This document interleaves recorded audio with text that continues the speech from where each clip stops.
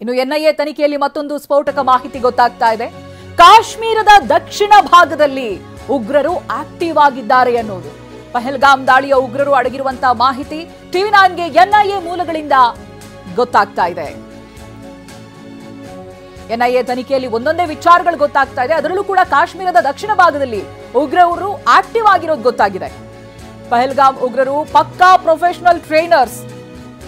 ಯಾವ ರೀತಿ ಅಂತ ಹೇಳಿದ್ರೆ ಶಸ್ತ್ರಾಸ್ತ್ರ ಇಲ್ಲದೇ ಇದ್ರೂ ಕೂಡ ದೈಹಿಕವಾಗಿ ಹತ್ಯೆಗೈಯುವಂತ ತರಬೇತಿಯನ್ನ ಪಡೆದಿದ್ದಾರೆ.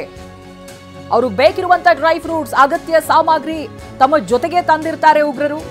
ದಟ್ಟ ಕಾಡಲ್ಲಿ ವಾಸ ಮಾಡೋ ಬಗ್ಗೆನೂ ಕೂಡ ಪಕ್ಕಾ ಟ್ರೈನ್ಡ್ ಆಗಿದ್ದಾರೆ. ಯಾರದ್ದೂ ಸಹಾಯ ಇಲ್ಲದೆ ಒಬ್ಬೊಬ್ಬರೇ ಕಾಡಿನಲ್ಲಿ ವಾಸ ಮಾಡಬಲ್ಲರು.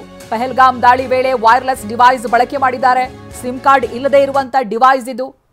ಉಗ್ರರು ಮಾತುಕತೆಗೆ ಬಳಸಿರುವಂತ ಡಿವೈಸ್, ಯಾರು ಪತ್ತೆ ಹಚ್ಚೋದಕ್ಕಾಗದಂತ ಡಿವೈಸ್ ಅನ್ನ ಬಳಸಿ ಸಂವಹನ ನಡೆಸಿದ್ದಾರೆ. ಮಾತುಕತೆಗಳು ಯಾವ ರೀತಿಯಾಗಿ ಆಗಿದೆ ನೋಡಿ. ಇನ್ನು ಪಹಲ್ಗಾಮ್ ಉಗ್ರ ದಾಳಿಯ ಎಕ್ಸ್ಕ್ಲೂಸಿವ್ ಮಾಹಿತಿ ಸಿಗ್ತಾ ಇದೆ. ಪಹಲ್ಗಾಮ್ ದಾಳಿಗೆ 2 ವರ್ಷಗಳಿಂದ ಉಗ್ರರು ಸ್ಕೆಚ್ ಹಾಕಿದ್ರು ಅನ್ನೋದು ಆಶ್ಚರ್ಯಕರ ಸಂಗತಿ. ಎನ್ಐಎ ತನಿಖೆಯಲ್ಲಿ ಸ್ಫೋಟಕ ಮಾಹಿತಿ ಬಯಲಾಗ್ತಾ ಇದೆ. ಪಹಲ್ಗಾಮ್ ದಾಳಿಗೆ ಉಗ್ರ ಫಾರೂಕ್ ಪಕ್ಕಾ ಸ್ಕೆಚ್ ಹಾಕಿದ್ದ. ಪಾಕ್ ಉಗ್ರರು ಒಳನುಸುಳುವಿಕೆಗೆ ಫಾರೂಕ್ ಸಹಾಯ ಮಾಡಿದ್ದ. ಉಗ್ರರು ಒಳನುಸುಳೋದಕ್ಕೆ 3 ರೀತಿಯಲ್ಲಿ ಪಕ್ಕಾ ಪ್ಲಾನ್ ಮಾಡಿಕೊಳ್ಳಲಾಗಿತ್ತು. ಕಾಶ್ಮೀರದ ಹೆಚ್ಚಿನ ರಸ್ತೆಗಳು ಬೆಟ್ಟ ಗುಡ್ಡಗಳಿಂದ ಕೂಡಿರ್ತವೆ.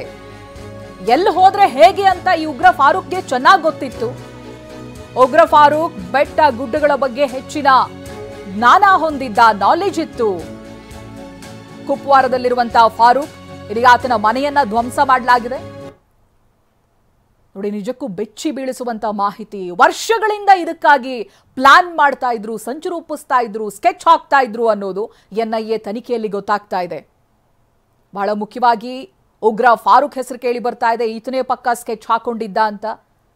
ಜೊತೆಗೆ ಒಳನುಸುಳುವಿಕೆಗೆ ಫಾರೂಕ್ ಸಹಾಯ ಕೂಡ ಮಾಡಿದ್ದ ಅನ್ನೋದು ಗೊತ್ತಾಗ್ತಾ ಇದೆ ಈ ಹಂತದ ತನಿಖೆಯಲ್ಲಿ.